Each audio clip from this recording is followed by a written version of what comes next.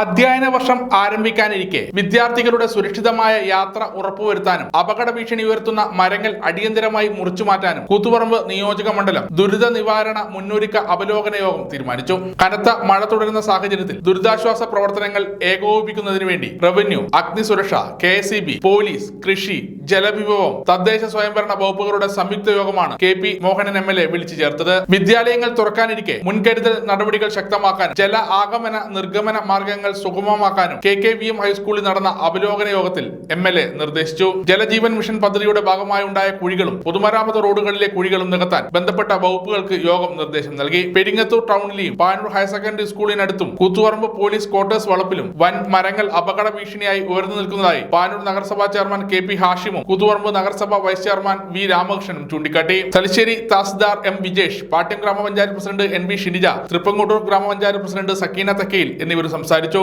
Village ഓഫീസർമാർ, കൃഷി officer, police, അഗ്നിസുരക്ഷ, water authority ഉദ്യോഗസ്ഥർ നിലവിലുള്ള സ്ഥിതിഗതികൾ യോഗത്തിൽ അവതരിപ്പിച്ചു. സമഗ്ര ന്യൂസ്, പാനൂർ.